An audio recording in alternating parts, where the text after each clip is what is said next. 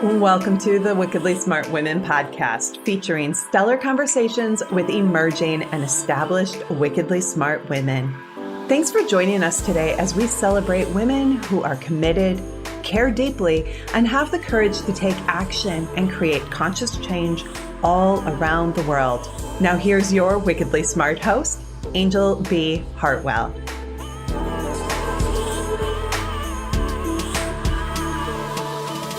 Welcome to another episode of the Wickedly Smart Women podcast, where we celebrate wickedly smart women and provide our listeners with a wealth of wisdom along with immediately actionable steps to be smarter, spunkier, and more successful in their impact and their leadership.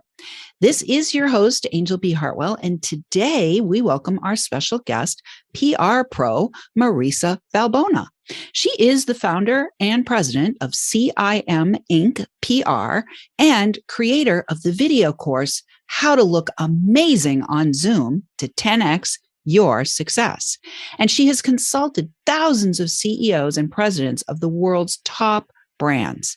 She has more than 30 years of PR and marketing experience and has won top awards for her work, including 4 Silver Anvil Awards and a Silver Anvil Best of Show, which is the Oscars of the industry, from the Public Relations Society of America.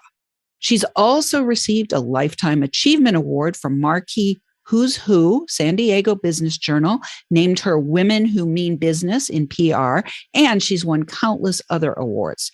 Featured as a cover story in Inc. magazine for helping lead the PR team that launched XM satellite radio, and with her business partners was featured in a chapter in the book, Alpha Dogs, How Your Small Business Can Become a Leader of the Pack.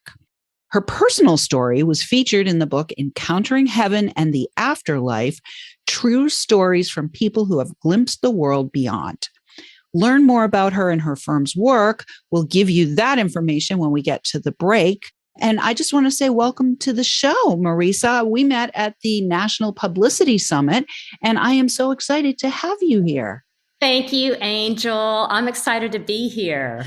Well, I think one of the main reasons that I invited you to be on the show is because you bring such a variety of information and experiences to the table, between being this award-winning business owner and, being featured in this book, Encountering Heaven and the Afterlife, True Stories from People Who Have Glimpsed the World Beyond. So I think that today's episode is going to be very rich and full, and I'm really looking forward to diving in with you. The first question that I have for you, Marisa, is tell me a little bit about PR and how you got started in it. Were you always a cheerleader for others?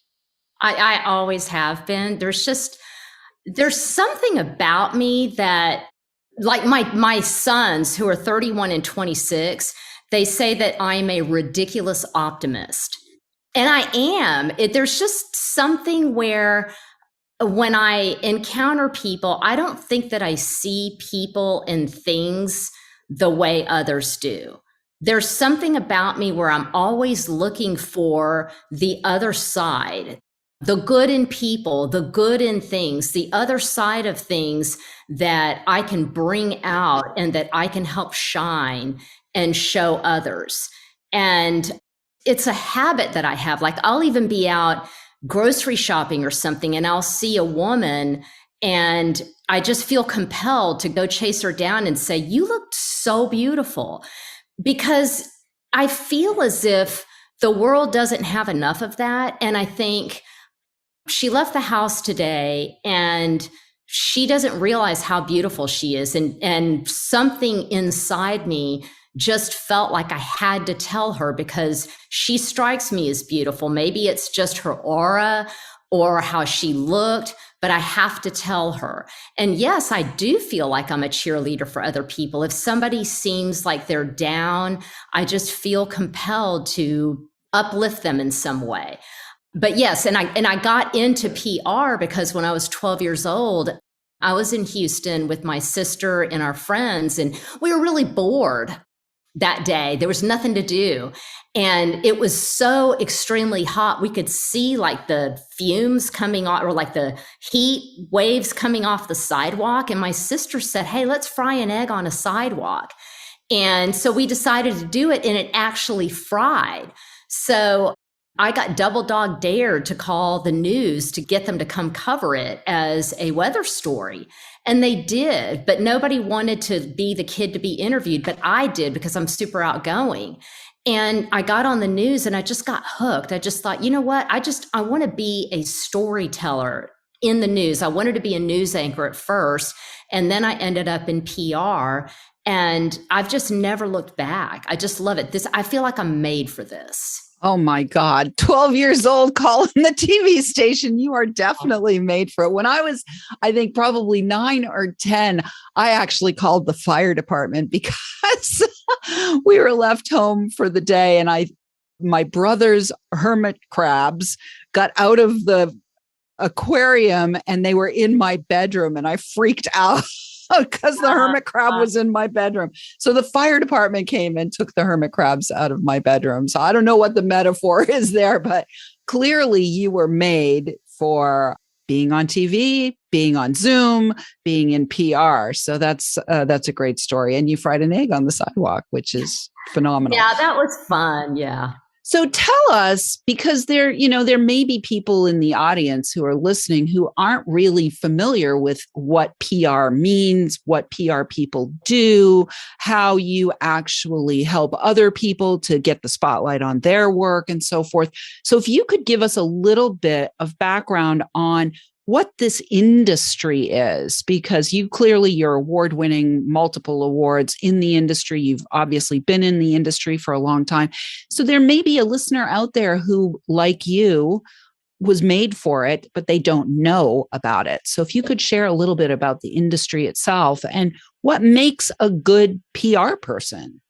Anjel, that's such a good question. And I'll tell you that most of us, most PR professionals, we have this joke in this industry that our own families don't understand what we do. They really don't. And public relations, the distilled gist of it is that we help our organizations communicate with their key stakeholders. So what that means, and I'll tell you the whole gamut of what we do and what that means, is that an organization or an individual needs to communicate with their audiences. So their key stakeholders, right? They communicate in so many different ways. So they might communicate with the people who are important to them via social media, via the news, via so many different ways, blog posts, or via their own news channels, right? So we're the ones, the publicists or the public relations professionals, we're the ones who write the news content, whether it be through press releases. So you have to be a good writer.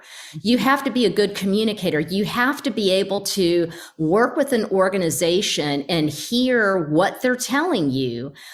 And you have to be super smart because you have to be able to hear, let's say, a medical professional explain to you super complicated information, and you have to take it and distill it into like 8th grade knowledge so that the general population can understand it. Or it might be working with celebrities. So like we do a lot of that.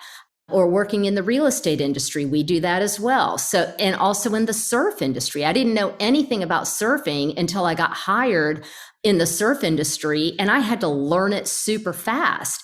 So it's all of that. So you have to be able to translate something very complicated into layman's terms.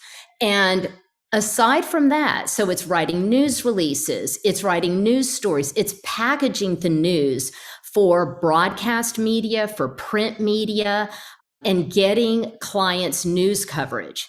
That's a very small part of it. It's also helping clients strategize. So helping them strategize not only their messages, but also their image, their brand image, helping them to move their image from one place to another, meaning if they have a specific image that might not be favorable How are you going to move the needle to make it more favorable? And that doesn't include only publicity. That includes internal and external communication. So communicating also with the employees. How is the image with the employees? Running audits with the various stakeholders, internal and external stakeholders, doing the research. So it's very complicated, and people don't realize that. They think, oh, you're just a publicist. No, not just a publicist. There's a lot more that goes into public relations. Beautiful. It's just fascinating. It's never boring.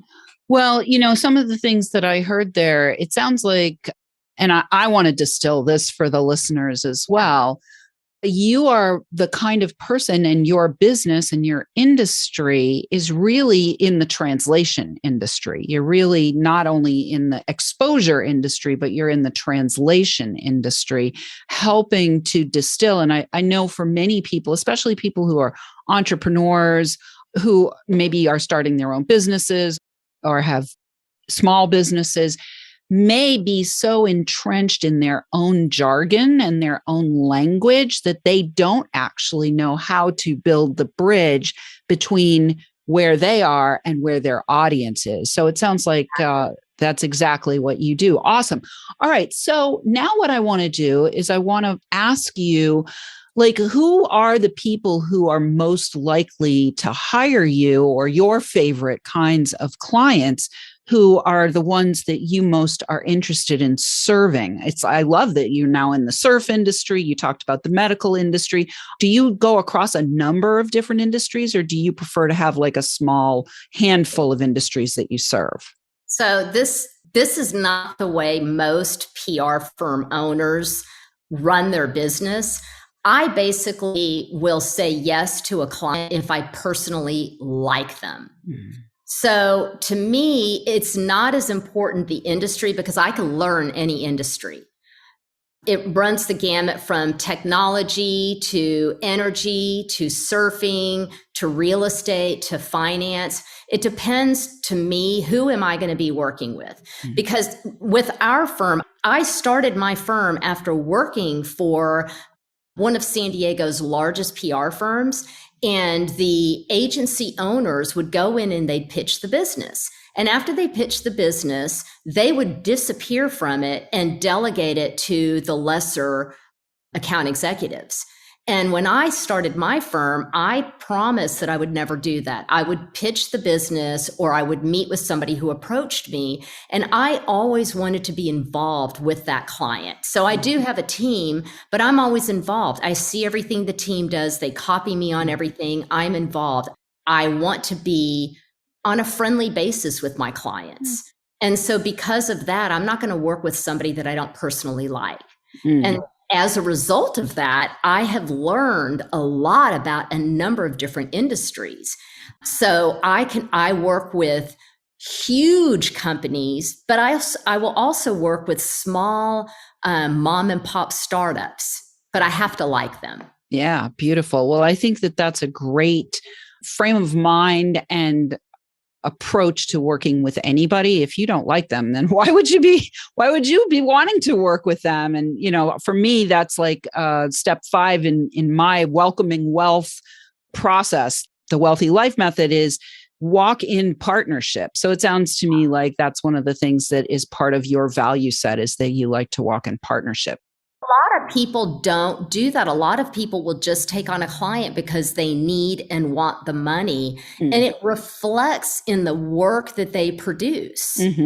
Yeah. How do you produce good work when you don't like the person you're producing the work for? That's true. That is true. All right. We are already at the break. So we are going to take a quick break. It comes really fast. Yeah, Wickedly Smart Women, we could use your help. If you're enjoying the show and want us to stay on the air, please consider making a donation at www.wickedlysmartwomen.com. We'd also like to ask you to share with your lovely lady friends who you think might benefit from our content.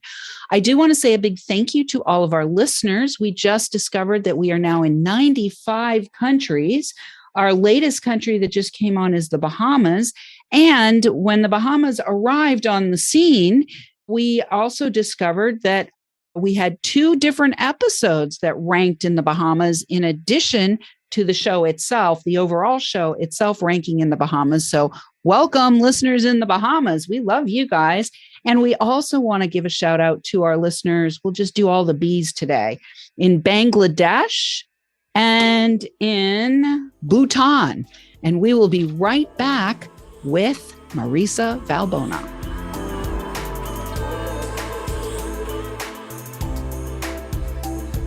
The Wickedly Smart Women podcast is brought to you by the Wealthy Life Mentor. Women, are you on the edge knowing that life is calling you to make a change? Are you ready to be part of the evolution of what it means to be a wickedly smart woman, creating your wealthy life by design? A life that is an extraordinary work of art. Angel B. Hartwell, the Wealthy Life Mentor, is hired by women in transition. Women just like you who want to break through to their brilliance, become clear on the value of their wisdom, and embody a beauty-filled, balanced life of shameless self-expression. Discover your wealthy life readiness by taking the quiz at quiz.wealthylifementor.com.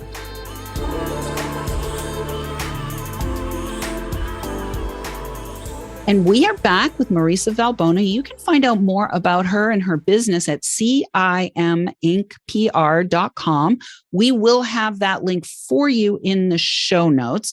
So Marisa, before we went to the break, we were talking about how important it is, if you're going to be working with somebody, that you like them. And, I want to actually take a little bit of a turn now, because I think part of your story, not only as a constant optimist, right? A ridiculous optimist, but also there's a part of your story where you have encountered heaven and the afterlife. And from my own experience of having a few near-death experiences myself, I feel that kind of an experience actually turns up your dial of discernment around who you want to spend your life with, how you want to spend your time, who you want to walk in partnership with. So if you'd be willing to talk to us a little bit about that, we'd love to hear the backstory on what got you into that book. Oh, absolutely. So I was 19 years old and I was running. I went out for a quick run, just a quick 3-mile run around my neighborhood. And it was the middle of the day. It was a bright, sunny day. I was wearing white running shorts and a white t-shirt. And I was actually praying to God while I was running. And I was praying, just ironically, I was praying, dear God, I don't know if you're real. I don't know if you exist, but just please give me a sign if you're real. I mean, and I'm stubborn and I am really I research data and I'm very scientifically oriented as much as I'm creative, right? Mm-hmm. And as I was praying that, all of a sudden, a giant Cadillac hit me from behind. A woman had not been paying attention. She was changing the radio dial. She didn't see me, hit me. I flew up. I hit the hood of her car. She slammed on the brakes and then she ran over me and then slammed on the brakes. So my shirt had tire marks on the shoulder. So she had run over my shoulder, pinned my leg under the car. I ended up not having a single broken bone, but I did stop breathing. My spirit left my body. It was just the craziest thing, everything that they talk about, in those books and in the movies, all of that happened. But what they don't describe in any of those books or in those movies, and I didn't see a bright light. How they say you go through a tunnel and you see a light. I didn't see any of that. So sometimes when I tell my story, I think, what was wrong with me that I didn't see any of that? But what I did see was I could see my body and I could see the paramedics working on me. I could see my mother and my sister screaming and crying. But I had a distinct awareness of all the spirits around me, and a very distinct awareness that we are separated from the spirit world. I mean, they're all around us, they're right around me right here. It's there's just a very thin veil between our human life and the spirit life. So we are all spirits having a human experience.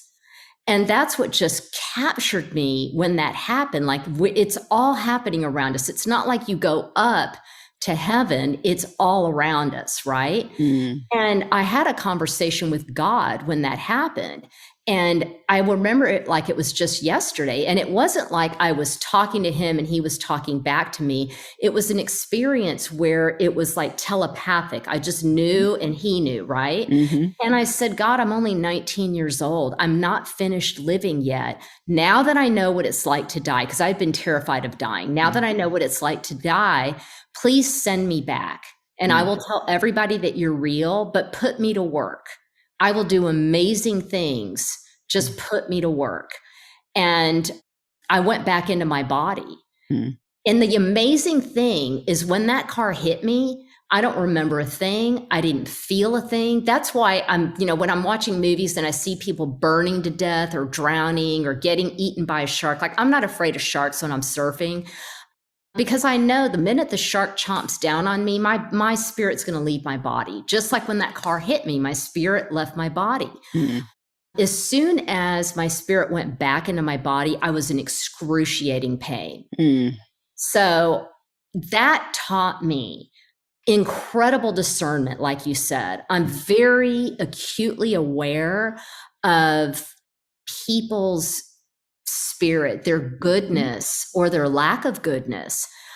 I'm just aware, very aware. And I'm also aware of our time on earth and how short it is and how important it is to be on good terms with everybody and to never leave I love you left unsaid, to show appreciation and gratitude for the people in our lives and our business, like making sure our clients know we appreciate them and not to take them for granted. Produce the best work that we can. We're given talent and creativity for a reason, and it's our job to use it and to show it, right, to the best of our ability.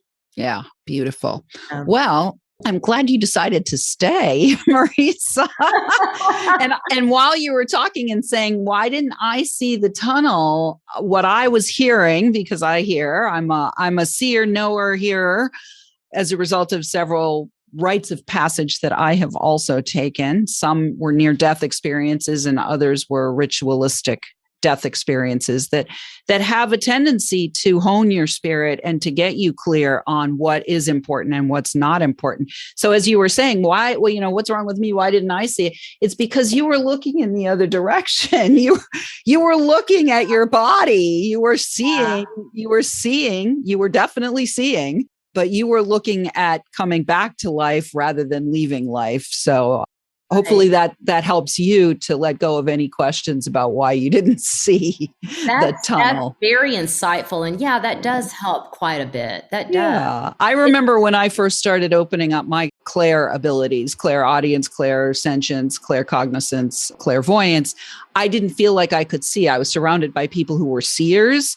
And then suddenly some information came in that there was a thing called claircognizance, which is full body knowing, right? But before I knew about claircognizance, I was like, why can't I see? And so hopefully that was helpful for you, Marisa. So in the last few minutes that we have together, I'm just going to give the mic to you to just speak into our audience, anything that you want to either, celebrate in your own business or inspire people to maybe reach out to see if walking in partnership with you is for them or from this story. So whatever wants to come through, Marisa, the mic is yours. Thank you.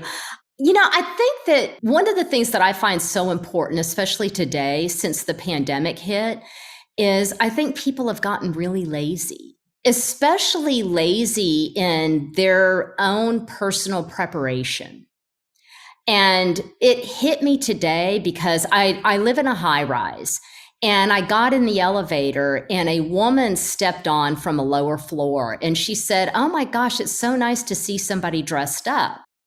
And I told her, I said, I dress up every day. Even though I'm working at home now, I dress up because to me, it puts me in the frame of mind that I'm working and that I'm giving my best. If I show up looking my best, I give my best. And it's not that I don't give my best if I'm just, wearing something super casual, but it changes your frame of mind. If you're going to make a business call and you're dressed up as if you're in the office 5 years ago when it was more, de rigueur to dress up, you'll notice that your tone of voice, your presentation is stronger.